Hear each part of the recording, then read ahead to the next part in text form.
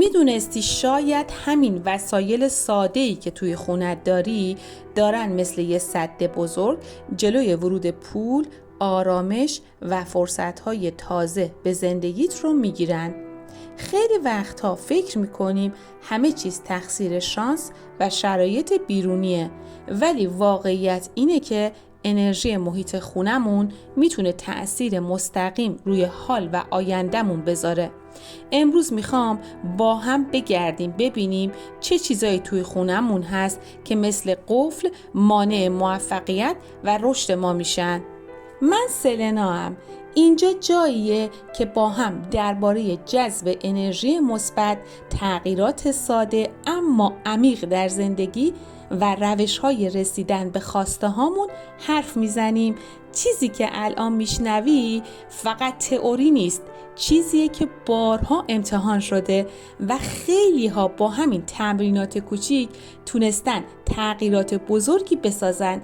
پس اگه آماده ای با من همراه شو تا با هم ببینیم چه وسایلی توی خونمون بی صدا جلوی موفقیت و آرامش رو گرفتن. اولین توقف ما کمد لباس هاست.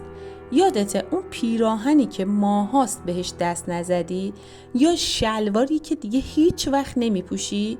من خودم وقتی یه روز تصمیم گرفتم این لباسا رو نگاه کنم فهمیدم هر کدومشون یه خاطره یا حس قدیمی رو با خودشون دارن که هنوز توی ذهنم زنده است.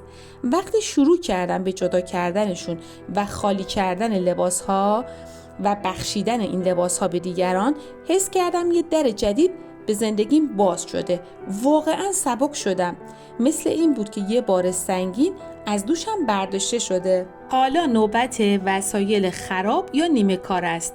اون ساعت از کار افتاده، گلدون لب پریده یا وسیله برقی خراب، همشون یه انرژی گیر کرده دارن. نگه داشتنشون یعنی ناخودآگاه میگه همه چی نیمه کاره بمونه. وقتی این وسایل رو رها یا تعمیر میکنی احساس سبکی و آرامش میکنی و انگار دوباره جریان انرژی توی خونه و زندگیت باز میشه. شاید اولش خنده‌دار به نظر برسه، ولی همین جزئیات کوچیک واقعاً مهمن.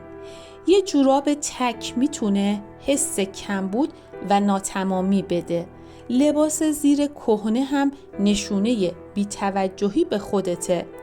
وقتی اینا رو دور میریزی و با چیزای تازه جایگزین میکنی، به خودت پیام میدی من لایق بهترین ها هستم.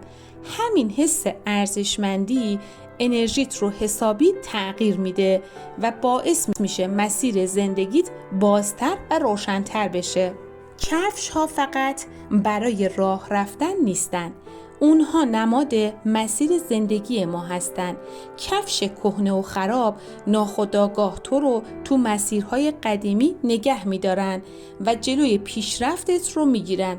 وقتی یک کفش نو و سالم میپوشی انگار داری به خودت میگی من آماده ام که به جلو حرکت کنم و مسیرهای تازه رو تجربه کنم و چیزهای جدیدی رو جذب کنم. خیلی وقتها هنوز چیزایی رو نگه داشتیم که مال آدماییه که دیگه تو زندگیمون نیستن. این وسایل مثل یه پل نامرئی هستن که ما رو به گذشته وصل نگه می‌دارن و جلوی حرکت رو میگیرن. وقتی با احترام و قدردانی اونها رو رها می‌کنیم، نه تنها فضای خونه سبک میشه، بلکه ذهنمون هم بازتر و سبکتر میشه و آماده تجربه چیزای تازه و مثبت میشه.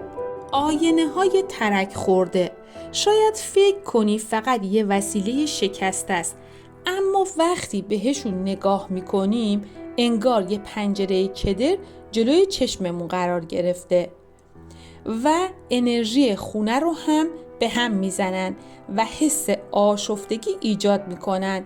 روزی که تصمیم گرفتم این آینه ها رو بردارم، حس کردم نور و وضوح دوباره به محیط برگشت. فضای خونه روشن‌تر شد و خودم هم با آرامش بیشتری توش راه میرفتم. یه خونه شلوغ مثل ذهن شلوغ عمل میکنه. وقتی وسایل همه جا ریخته بودن، حس میکردم انرژی من گیر کرده و نمیتونم درست تمرکز کنم. یه روز شروع کردم به مرتب کردن خونه. هر چیزی رو سر جای خودش گذاشتم و فضا خلوت شد. حس کردم ذهن و قلبم سبک شدن. نفس راحت تری کشیدم و آماده شدم برای آرامش و اتفاقهای خوب. حالا وقتشه دست به کار بشیم و انرژی خونت رو حسابی تازه کنیم. یه نگاه دور و بر بنداز. وسایل قدیمی و اضافی رو پیدا کن.